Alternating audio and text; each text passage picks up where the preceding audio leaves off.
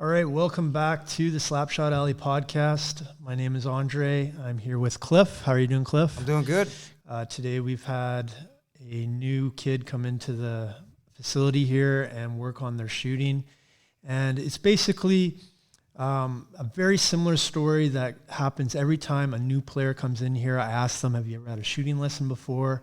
And most kids are kind of like, well, I've seen demonstrations on the ice, but nobody's really kind of broken it down for me.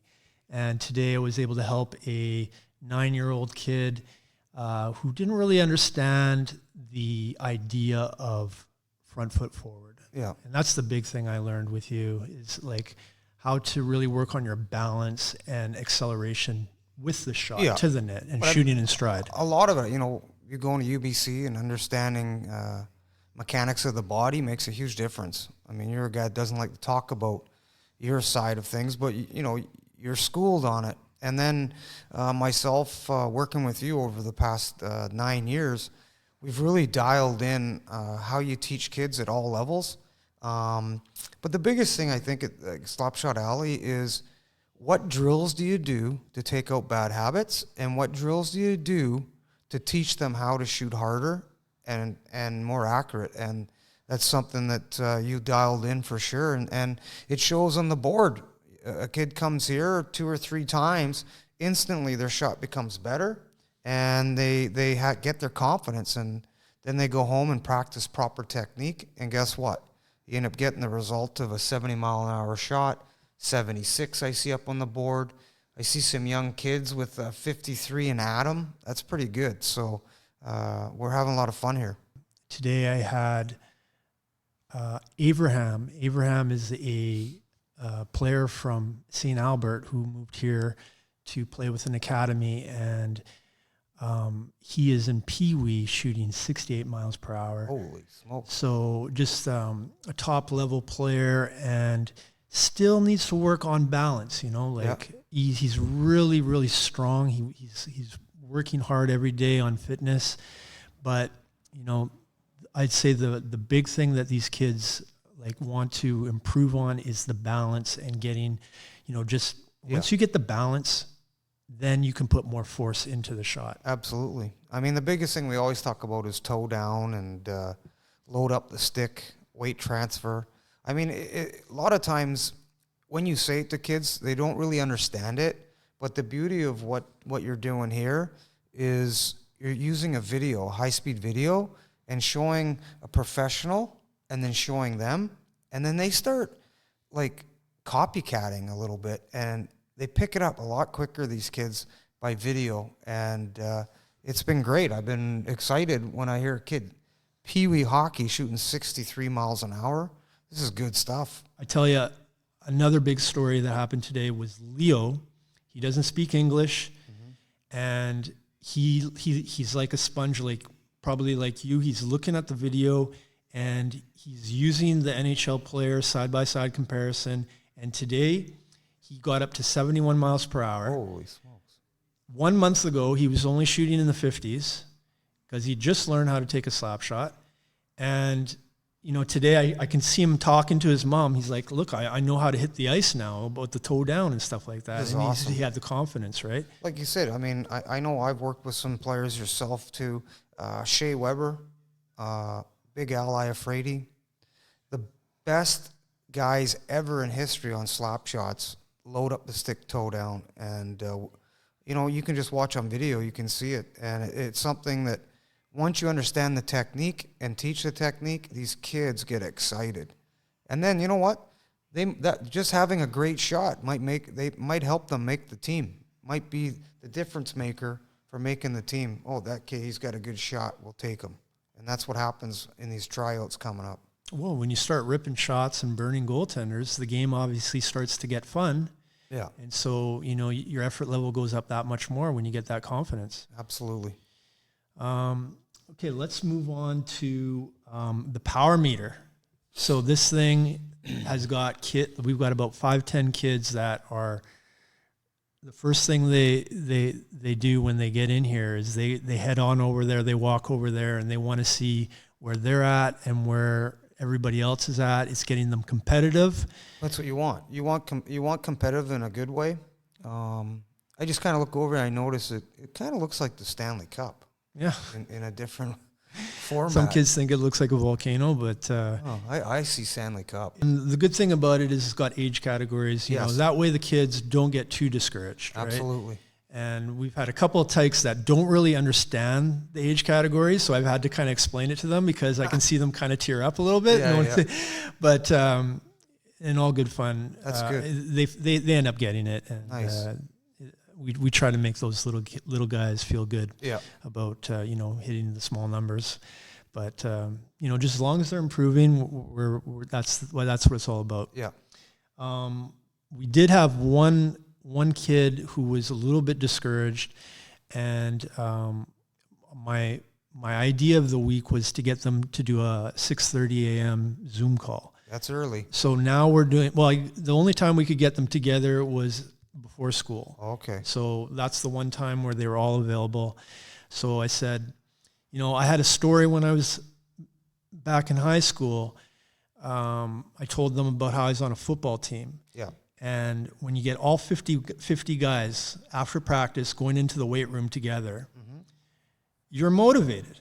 When you have 50 guys doing it, the team looks out for you. The team encourages you. Yeah. So, telling one kid to go home and do push-ups is not as easy as getting 3 or 4 friends together and saying, hey, we've got each other's back. We're going to motivate each other to do this every morning. It's like your workout partner. Exactly. So a big lesson right there. When you're not feeling 100%, but the other guy's going to be there, it makes you accountable. So you push yourself. So it's great. It makes total sense. Okay, so let's hear about your experiences with exercising at home and weight training. What was it like back in the day? I mean, back in the day, the players didn't train as much as they do now. Like when I see my son work out, it's just through the roof. I did a lot of just on ice scrimmaging, skating that way, but I spent a lot of time on the ice. But I think I also worked a lot on my stick handling off the ice. Imagining, watching a game and stick handling with a golf ball with a figure 8 out to one hand, then back in, and then, just moving your head and toe drags, little things like that. That's just what I did. But also, when I got about 12, 13, wanted to get a little stronger, started doing a bit of push-ups, 20 push-ups, and then do those 3 times, and just slowly get the strength up in the sense of knowing that the players are going to get bigger and stronger. And those are the kind of things that I did. And then eventually, once you got 15, 16, you were kind of in a routine with your team. They had weight training, 3 times a week. Not that I was any good at it, but I just followed protocol. Until I really started doing weights was more, I would say, in my 20s. Because I needed to build my upper body a little bit. My legs were always strong because I was on the ice almost every day. I was just skating 3-4 hours a day and not really focused on the upper body. But it's important as you play against bigger and stronger players. It's all about core strength, being strong on your skates.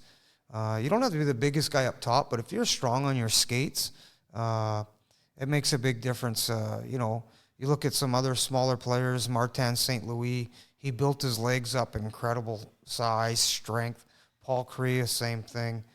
Theo Fleury, he was just a big bundle of hate, and he was just one of those guys that was strong as an ox on his skates, and he was a lot smaller than me. So even if you're smaller, get strong in your legs and your hips, and that's going to make you a much more dangerous player. Obviously, times have changed. And what was it like for Ty training? Do you remember when he started taking it seriously?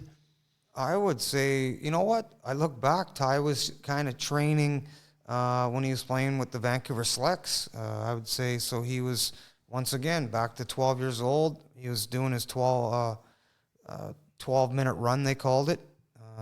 You got to try to do it under 2 minutes. It's very difficult. So if you're between 12 minutes and 13 minutes doing two miles, which is 8 times around a track, that's kind of telling you how your overall aerobic and anaerobic is. And then, same thing. They start doing a little bit of weights, like the bench with maybe 10 pounds on it, and then it moves up to 25. But you never try to, at that age, 12 to 15 is a real delicate age, because their bones and ligaments are growing and expanding, and you can really do some damage. So it's something you're more or less want to teach them between 12 and 15, the motion of what proper technique is when you are lifting. And a lot of times it's with just the bar and no weights. It's teaching them the proper motion. And then once they get around 15, you definitely can start putting some weight on there. And, like, there's a lot of things that can hurt you. If you do squats the wrong way, that you can get hurt. So I think early on, I really, doing lunges and single lunges, that's important. And jumping up on the box is huge, because it's all leg power. So what that does, you have it here, I see, and it's about driving the first step, the first two steps to get away from someone. So that's very important in the game of hockey. Yeah, so we've got that going with the kids. I'm focused every day on about 15 minutes of dry land training, waking up in the morning, 6:30, and everybody feels good. They're telling me right now that it makes their whole day a little bit better when they get that energy first thing in the morning. Hey, I try to go golfing at 6:30 in the morning, and I walk the course. See, I'm a little bit older, but I feel better the rest of the day, because I walked, 8, 10 kilometers, depends how bad I'm playing. And just exercise is good for the mind. So if you get it done early, the rest of your day just feels like you're in a good mood. Everything is going your way. And I think by doing that, you really create an atmosphere of what champions do. And that's what champions do. Exactly.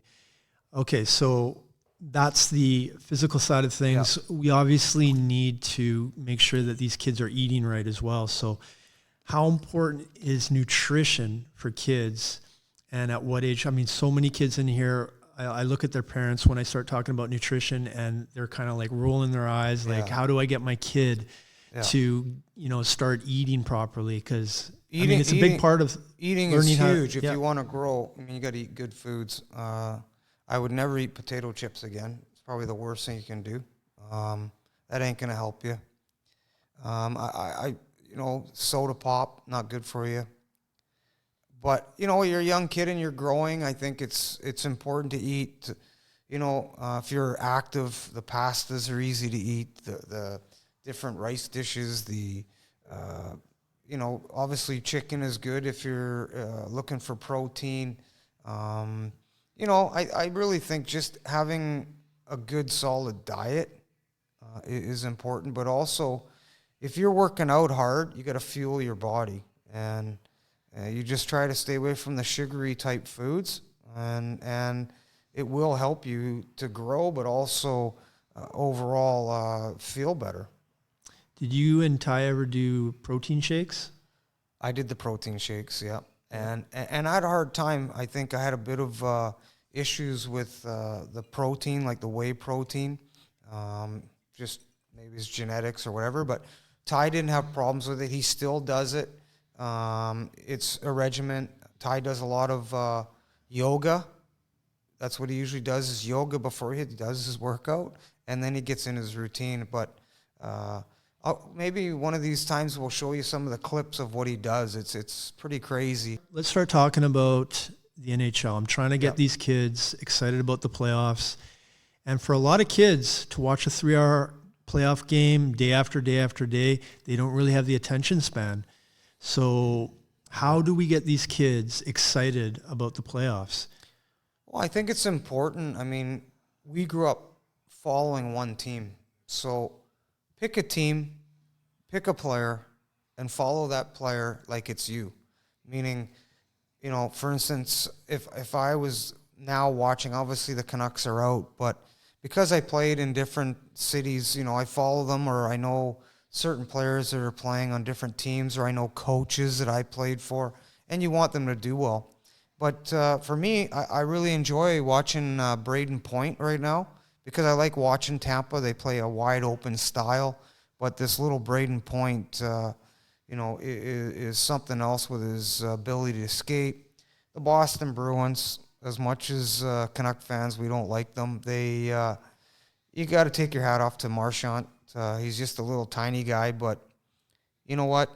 Of all the players, he's got so many avenues in his game. But when the game's on the line, this guy comes up big every time, and he gets knocked around last series. So if he keeps doing what he's doing, he'll probably end up being the MVP of this whole thing. It's exciting for the young kids, I think, to really follow a player you like, but also follow a team that you enjoy watching, or your dad might enjoy. Like, there's a lot of Montreal Canadian fans out here, Toronto fans. So, there's a lot of good players out there that you can watch and cheer them on. I feel a certain energy when the Canucks are doing well with the kids that are coming in here. They are excited about the Canucks doing well. So when the Canucks aren't doing very well, I kind of feel like it hurts hockey in the city. Yeah. Do you feel like that as well? Absolutely. I mean, you know what? When the playoffs come around, I remember when I was in the playoffs almost every year I played for 19 years. I think 16 of them we were in the playoffs. And it's a different atmosphere. It's exciting. It's new. You know that you're playing against the best, and the best are going to be trying their hardest. So you had to take your game to a different level. So in this city, it's always been special because, you watch the games when there's fans, especially in the States right now. The one thing the Canucks had an advantage, not so much the team, but the Canuck fans were loud. They were in playoffs. It was such a treat to play in front of them. They gave everyone energy and they gave everyone courage. And I really think that hurt the Canucks this year because I think the Canuck team really depends on their fans more than most teams. You need that, excitement of guys and girls and kids cheering for you, knowing just give it everything you got. And I don't think they had that, and I think it really affected them. I love our Vancouver Canucks core team. When I think of the Canucks right now, I love every player on the team, and I don't want to see trades. I'm listening to the radio, and they're criticizing the players, and they're saying we got to make moves and all this kind of stuff. And I think about all the teams we've had. Don't you just have to be patient? You can be patient with your top six, right? And your top 4D. But right now, they don't feel they have top 4D. I think they feel they got three. They got three to go.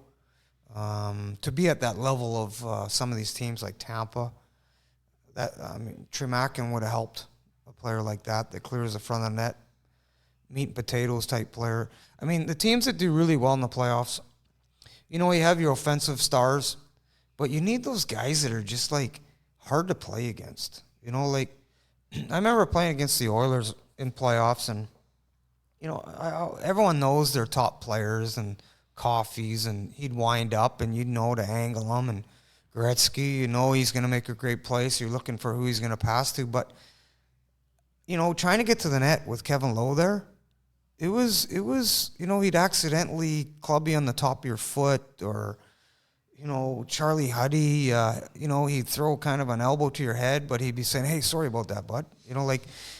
Just a gentleman, but just not mean, but it was to a point. Marty McSorley when he was there. I think the Canucks have to go, in that aspect of a really, their other 3D are just mean, no fun, Gerald Diddick, type defenseman. And, Dave Babich was like that. He could make plays, but they just clear the front of the net, and they would pound you if you came near the crease. And, you even watch Winnipeg. They're not the best team right now, but they got some big D that you get to the net, you're getting hit pretty good. Old 94 Canucks, eh? So do you ever get flashbacks when you're watching the playoffs and say, Yeah. I can feel this. Like this brings me back to those days when I was in the playoffs. Absolutely. I mean, I look at this game where we see up here that's in Winnipeg, and it's called the whiteout. No one's there, but every seat has a white towel. And that rink was so loud. It was fun to play there, but it was intimidating and loud. I mean, you pick up stuff when you played, like you remember what it felt like, what it smelt like going into the Coliseum before the game, you could smell the popcorn. The popcorn machine, they made it downstairs. It went right through the whole place. Like when you enter into a building, the smells and the people, the sounds, that's what is really cool about different rinks. And they bring on their own character. So that's what I remember when I watched these games. And what do you remember about like walking into the Coliseum? Do you have any specific memories? Yeah, I mean, pulling into the parking lot. I was really regimented. I think as a hockey player, it's important. Yes, I had rituals. I tried to slow them down, but it was more, I arrive at 4 o'clock, I'd walk through that door, 4 or whatever. By the time I walked a couple hundred yards, it'd be the same gentleman there at the door. Hey, how's it going? And then he'd always say, hey, have a good one tonight. And, you kind of just, that extra 100 yards walking to the dressing room, you'd be kind of thinking, okay, it's going to be a good night. You're going to make sure we're going. Get in the dressing room. And then once you got in the dressing room, you saw the trainers and just kind of settle down, grab your sticks. And it's kind of a reflection time of getting your mind and body ready for the game. So it became very, after playing 1,300 games at a pro level, it became it never became a job, but there was times it was, it was a battle to make sure that you were ready to play, because mentally it's a long year sometimes. Actually, let's get back to the playoffs here. I want to talk a little bit about the John Tavares injury. Yeah. So in that injury, John Tavares is avoiding a check. And it happened last year. I don't know if you remember, but Mark Scheifele of the Winnipeg Jets was coming down the boards, and he Matt Tkachuk is coming at him, and he does this quick little button hook. Yeah. And Matthew Tkachuk reaches with his leg and clips him right on the ankle, and probably injured Scheifele out for the rest of the game. Yeah. And me and my buddies got into a big discussion about that, how cheap that was. And then one of my friends says, hey, you should have taken the hit. Instead of pulling away, trying to avoid a hit, much like Tavares did, kind of puts you in a vulnerable position. Yeah, I mean, it depends on what type of player you are. There was times I would avoid a hit. There was times you couldn't avoid the hit. And a lot of times you couldn't avoid the hit, especially for smaller players at the blue lines, getting the puck in or getting the puck out. Those are crucial areas that you have to pay the price at all costs. And if that means that you're going to be knocked out, you have to get the puck out. That's your job along the wall. You see that quite a bit. I saw what happened to Tavares. It was a kind of a freak accident. It happened so fast. It was just an explosion of getting hit and spinning off, coming off the hit, and then the other players looking up ice to see who he has to pick up. And at the last second, he just tried to get out of the way. But, if Perry was 5'8", there wouldn't have been a problem. And you can't determine that, because he's 6'4", that his knee just happened to be where he was falling. So, you know what? Corey Perry, yes, he's a very dirty player. Yes, he's done crazy things before that it was obvious. But this time, I'd have to say it was a complete accident. And, I think they made the right call. It wasn't, it didn't bother me when they fought at the end, because Corey Perry's been around the game a long time and just knew that, let's just do this, get it over with so everyone can play hockey.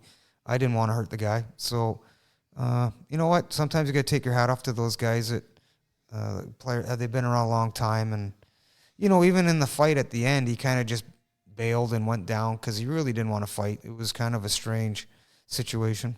Is that the code of the NHL when things happen like that? Well, when you take out your captain or best player, regardless if you think it was on purpose or not, someone's got to go answer the bell. It's just the way it is. Does that bring you back to any situations that you've been around where the players just had to take it into their own hands? Well, I mean, or does it happen that myself, much? I never had to take it in my own hands. I always had a guy protect me, even in junior hockey. Craig Berube, late Todd Ewan. I had a lot of tough guys that protected. I was a small guy. I tried to stay out of trouble, and they didn't mind protecting me as long as I didn't start it. But when I look back, Gino Ojic in the NHL, you knew he was there as long as you didn't start it. He's going to protect you. Most teams have a guy like that. Maybe not so much now, but I think you're going to see it come around a little bit more now. Everyone's going to make sure they got a guy protecting their $11 million players out there. Have you ever had a bad concussion? Yeah. I had a real bad concussion in training camp in Phoenix. It was scary. I got hit the back of my head, and growing up trying to be tough and pretending like nothing's wrong. I went and lined up. Supposedly what they said is I lined up on the wrong side of the puck, taking a face off, and they asked me if I'm all right, and I go, what's wrong? Well, you're on the wrong side. And I'm like, oh. And then right away they took me off, and I had to go to LA to get tested, and I was out for 6 weeks, and that was hard. Coming back from a bad concussion's hard because you are nervous that you're not sure if you're 100% because you start doubting yourself. And finally you get over it, you feel better, get in some practices, and I was fortunate that I went on to play and stayed fairly safe after that. I remember that feeling when I knocked my teeth out. Yeah. The first game back after knocking my front teeth out, I was very unsure of myself and, just kind of shell-shocked, I guess. Yeah, you got to be cautious now. When we played hockey in junior, there's so many guys that got concussions, but you had to be tough and you couldn't admit it. So you had to actually just play through it. You're not even knowing what you're doing, but it's kind of sad, but that's the way it was. Look in the Barry Beck days and Stan Smeal back in those days, you didn't want to look weak, which is a sad thing because you got to make sure you protect the most important thing and that's your brain. So, if you get knocked really hard, you just got to make sure that you're okay for all those kids out there. Yeah. All right. So what's your predictions for the Stanley Cup Finals this year? I'll tell you what, earlier I had, different vision, and then I've got to watch some games, pretty intense games, but Colorado's really impressed me. So Colorado's coming from one side, and I like the way Tampa and Boston been playing. Originally, I thought Washington be going far, but they got beat by a good defensive hockey team. So I got to stick with my Tampa, Colorado. And Colorado is going to win the cup. Okay, McKinnon is going to get MVP. Conn Smythe. Okay, I'm going to pick the Vegas Knights to make it to the finals. I like the way Fleury's playing, and my favorite player, my favorite two playoff players are Mark Stone and Alex Tuck. Yeah, Tuck's good. These guys are just monsters. And what's interesting is Stone isn't a very good skater. So how intelligent is he as a hockey player? It's very, very intelligent player.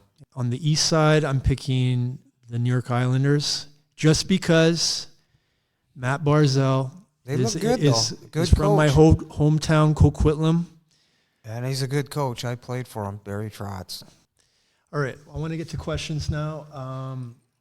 Actually, before I get to these questions, I want to ask my own question. We're starting to work on different things in here with certain players that have been coming here for a while, and I think a couple of the centermen want to know some draws. Yep. So you're a centerman, and you must have a few tricks in your bag. Yeah, I mean, what's happened now is they've changed the way you line up, the way inside the circle, there's a little line here and a little line here. So one thing I was taught that you actually want your blade to be on an angle like this, not going in unless you're going to lift up and then kick the puck or lift up.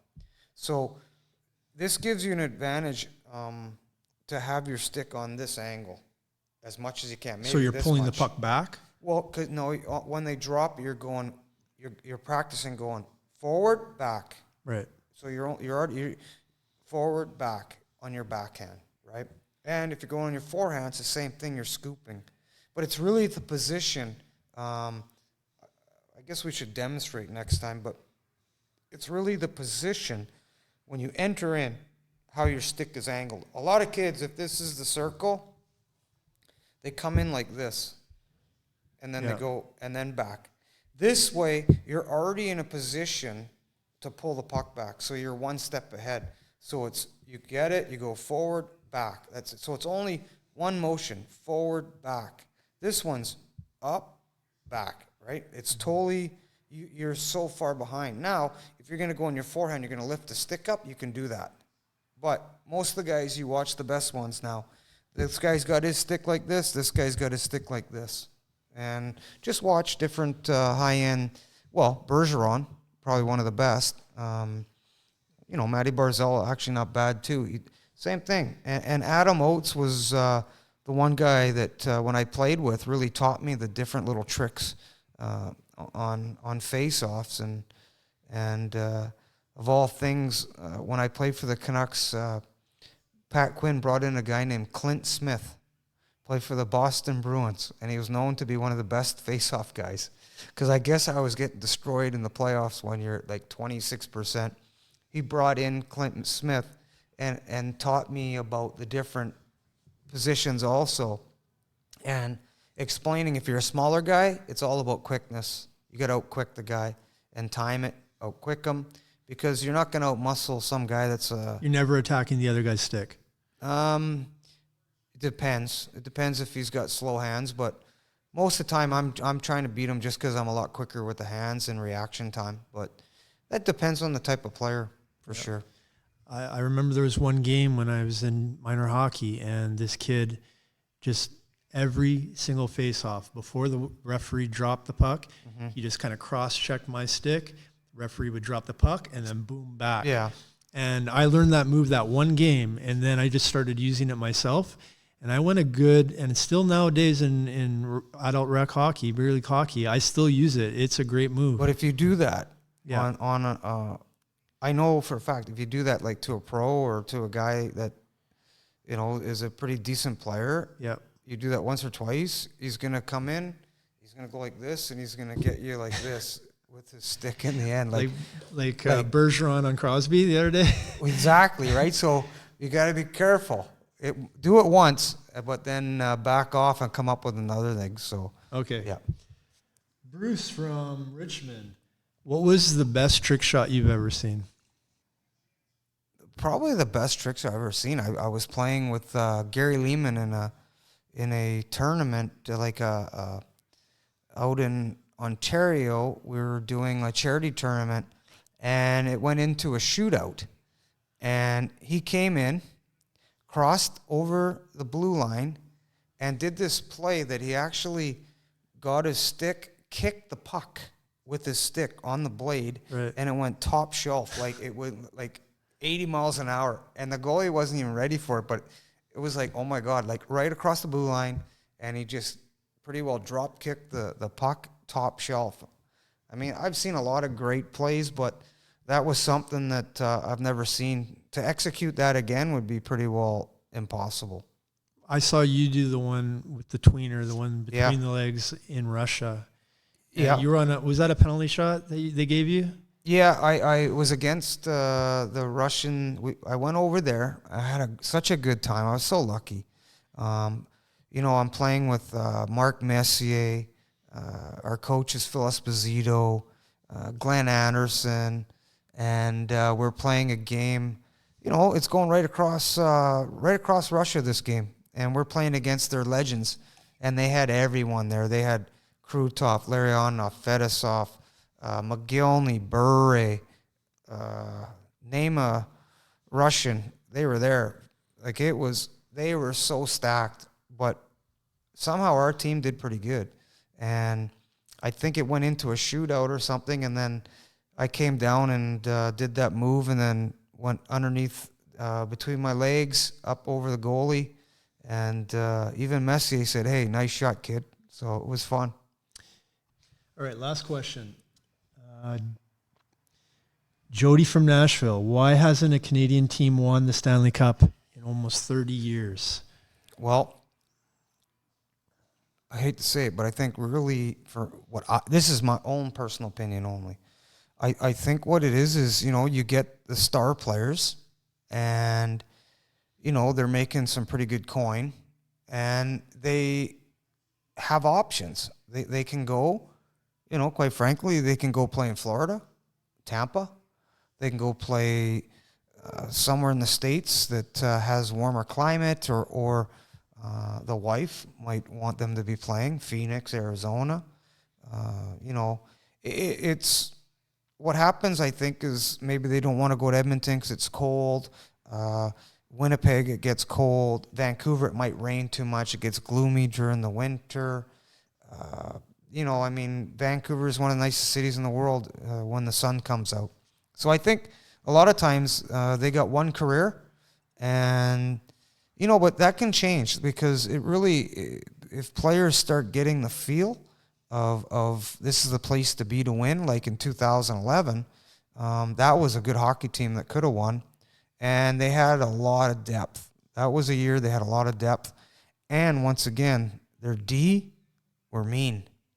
Remember that. It's no fun playing against their bottom 4 D that can really punish you and make it hard on you. So, I think that mostly it's because they want to play in a nice city that has nice weather. Maybe it's shopping's better for the wives. I don't know, but that could be it. Here's my theory. We've got a media that is totally focused on the Canucks here in Vancouver. Mm-hmm. So what I mean by that is that I heard the reporters talking on AM 650 one day in February or March. Yeah, it was March, during March Madness, the NCAA basketball tournament. Yeah. And there's this incredible story about Gonzaga University in Spokane in Washington. Yeah. And they've gone the whole season undefeated, and they want to talk about it. But they're joking about how their producers are saying, you got to push hockey, you got to push hockey, you got to push hockey. And then when a light bulb went off in my head, and now I know why there's so much negativity on the Canucks in the media. You've got all these other cities that have football, baseball, basketball in the States. That's their main sports. That's true. So the media over there is told to spread it out. Yeah. And so they basically report mostly on the facts of what's going on in the games, especially in the hockey. They're not going to look for too much.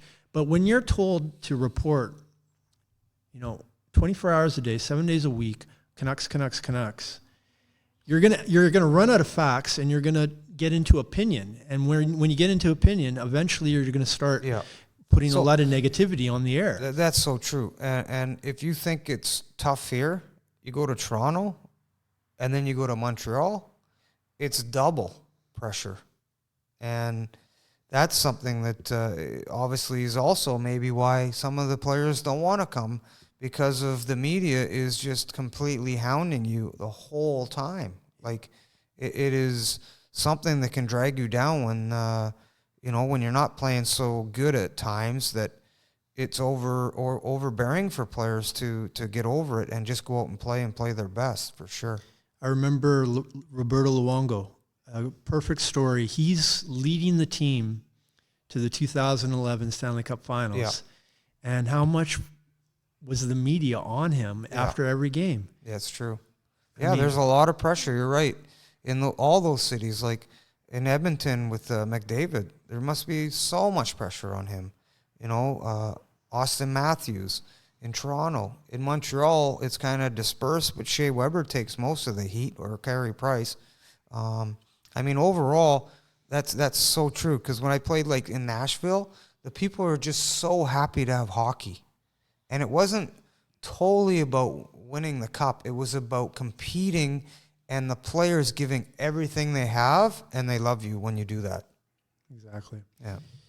Great. That's exactly what I wanted to hear. I feel like that really cements the idea of, just telling everybody stay positive.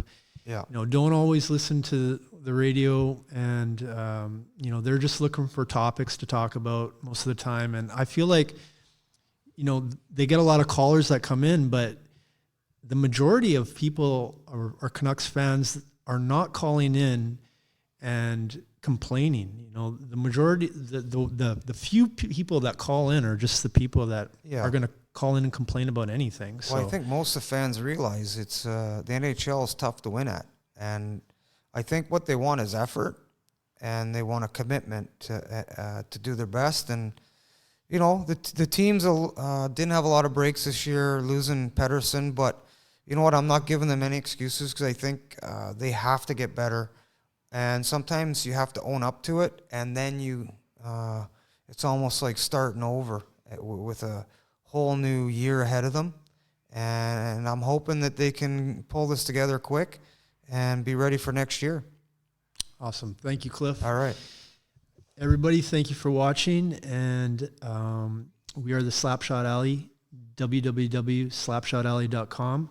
We teach NHL pro technique, shooting, wrist shot, snap shot, slap shot, backhanders, you name it. We can get your kid shooting fire. Have a great week, and we'll see you next week.